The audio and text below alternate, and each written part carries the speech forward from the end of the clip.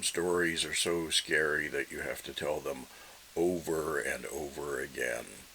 And that's the case with the 5 stories I'm going to tell you about today. Somebody or other thought they were so scary or so good that they needed to be repeated a lot. These are the 5 stories that, in my accounting, are the most anthologized of all horror stories. I'm only judging from about 250 anthologies that I surveyed, but here's what I came up with. At number 5, by Edward Bulwer-Lytton, we have The Haunters and the Haunted, or The House and the Brain, because it's so good it needs 2 titles to cover it. Or maybe it's so long and flaccid it needs two titles. So this is the guy, Edward Bulwer-Lytton, Lord Lytton, who's famous for several things. First of all, he wrote a sentence that begins, "It was a dark and stormy night." And for decades now, that's been the focus of a contest to write the most wretched first line of some hypothetical novel that doesn't yet exist. And so he's held up as kind of a whipping boy for Victorian excess. If you read that opening sentence entirely, or even kind of any random page of his work, it's usually not that bad. Doesn't really offend me nearly as much as almost any random sample from some random writer that I might dig up. But he is a bit turgid. He does go on a bit. So there's one thing he's famous for.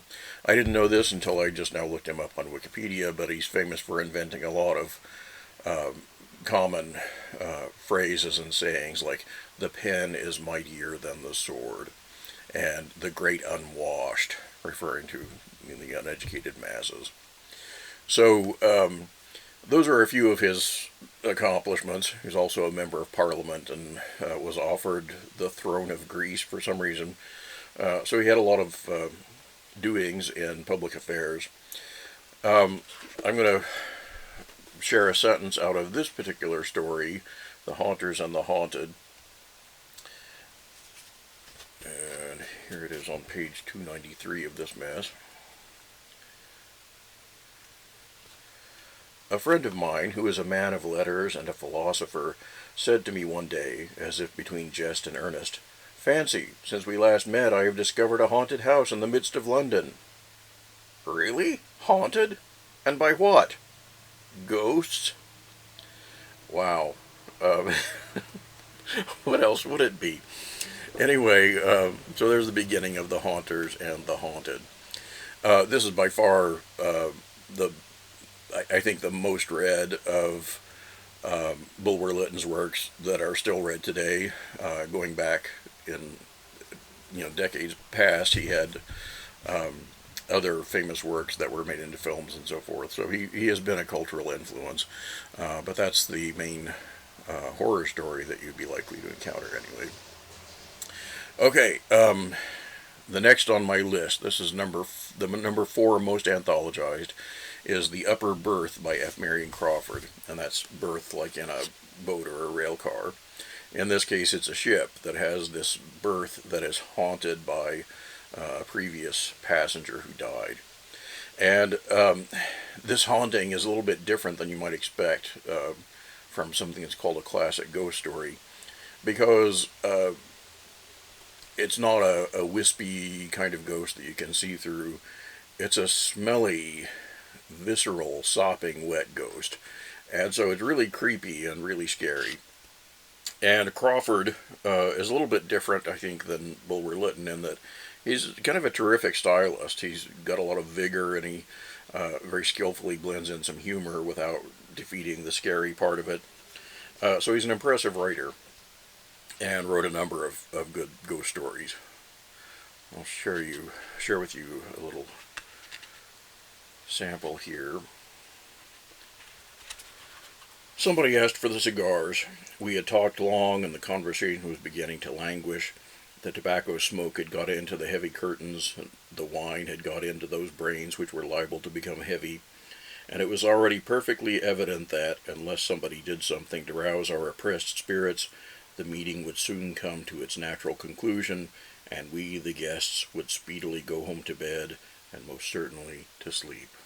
Of course, somebody does come up with something to keep the party going, which is his tale of the haunted upper berth. Okay, coming in at number 3 on my list is The Judge's House by Bram Stoker.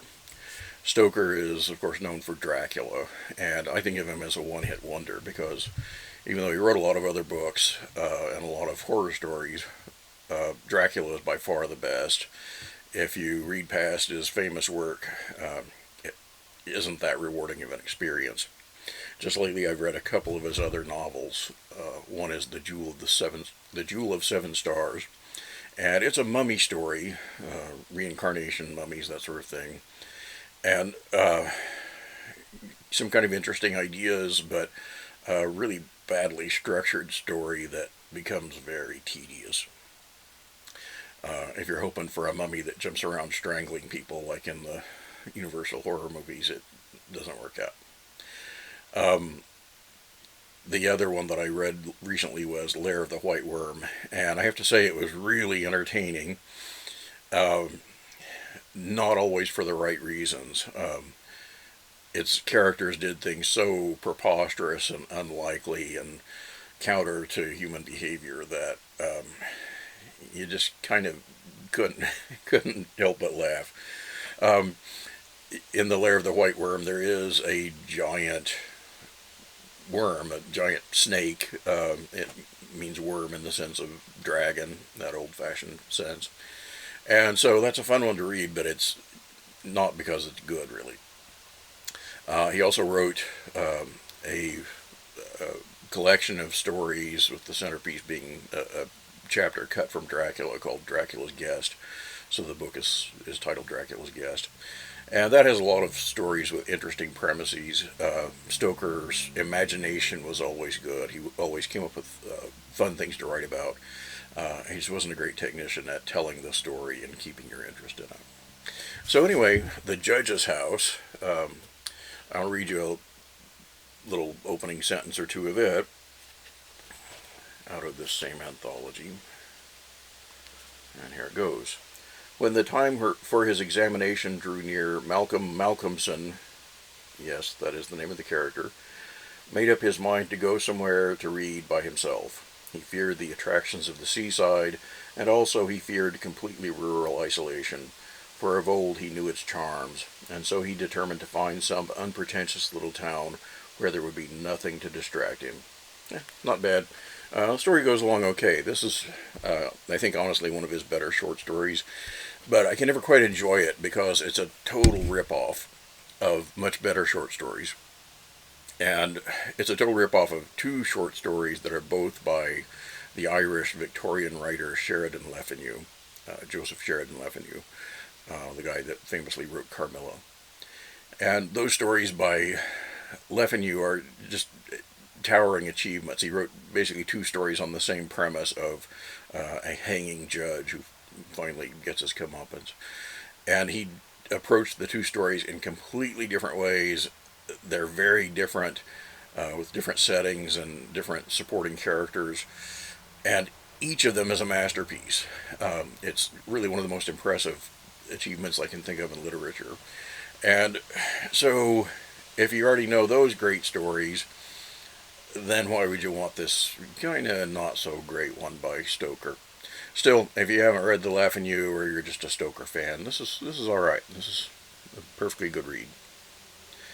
Okay, at number 2, the second most anthologized story, we have The Monkey's Paw by W. Jacobs. As far as the actual plot, this is probably the most famous story on my list.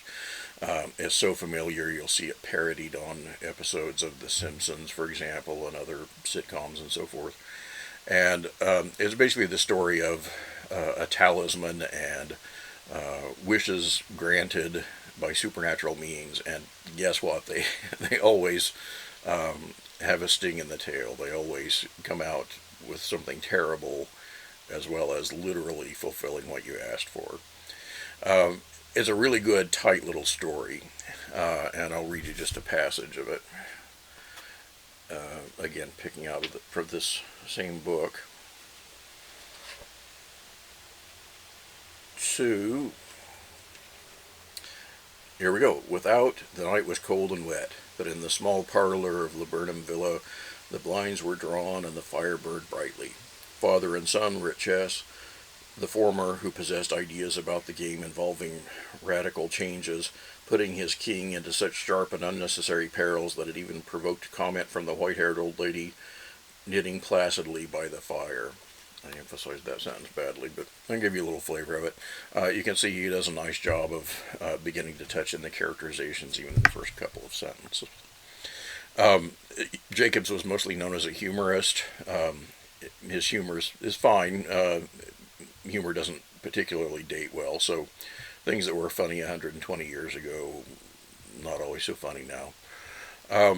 And this short story of the, I don't know, 8 or 10 that I've read is, they were all horror stories, setting aside the humor. I read 8 or 10 horror stories, and The Monkey's Paw was the only one I thought was any good. So I guess I'm going to call him a one-hit wonder. But what a hit. Okay, and then number 1, The Signalman by Charles Dickens. And this and a few other pieces by Dickens used to get put in a lot of anthologies, I think, to purchase some literary credibility. So, for example, going back to this anthology I've been reading out of, you can see that the authorship is by Charles Dickens and others. So he contributed one story. This is long after he was dead. But he contributed one story, and all of these other writers contributed about an equal amount, one story. Stoker got 2 in here, actually. But they put Dickens' name up top because not only was it marketable, but it was respectable. And if you carried around a book like this, maybe you wouldn't get criticized for reading trash like horror stories, which really used to be how that genre was considered. So, Dickens is the facade of respect on it. And I'll read you his beginning here. He actually has 2 horror stories in here as well. I forgot that. But we'll go to the famous one, the most reprinted one. It begins like this. "Hello, below there!" When he heard a voice thus calling to him, he was standing at the door of his box with a flag in his hand, furled round its short pole. One would have thought, considering the nature of the ground, that he could not have doubted from what quarter the voice came. But instead of looking up to where I stood on the top of the steep cutting nearly over his head, he turned himself about and looked down the line. It's probably a little confusing if we're not used to how railways work. At least I was a little confused by it when I first read it as a kid. But it's actually a really good example of what's now a much more common technique to plunge us right into the middle of the action as a story begins, so that we're even confused about who's what for a few seconds, and then we sort of sort things out and see that something interesting is going on. This is a well-written story. Dickens, one of the great stylists, of course, and this story is no exception. It's just so smoothly written. I wish it were better. I think Dickens is really weak at ghost stories in the sense that, for one thing, he takes the premise very literally. I think he just believes in premonitions and ghosts and hauntings and all that, and has theories about how they work and so forth. And he just kind of wants to illustrate his theories rather than tell a great story. But I think he's also a little sentimental with them. I know, gasp, Charles Dickens being sentimental. But he doesn't dig into the psychological depths that you might see with a more interesting writer like F. Marion Crawford or Joseph Sheridan Le Fanu, people who kind of let the story be as dark as a horror story can be. With Dickens, ultimately, everything's okay. Bad guys get punished, premonitions do come true, but it doesn't really hurt the innocent, and so forth. So this is kind of a harmless, anodyne little story, The Signalman, written for one of Dickens' own magazines, where he had several other writers contribute railway-related stories. One of his contributors, Amelia B. Edwards, I think did much better than Dickens himself did. Okay, there are the top 5 most anthologized stories according to my little survey of my own books. And once again, they're The Haunters and the Haunted by Edward Bulwer-Lytton, The Upper Berth by F. Marion Crawford, The Judge's House by Bram Stoker, The Monkey's Paw by W. W. Jacobs, and The Signalman by Charles Dickens.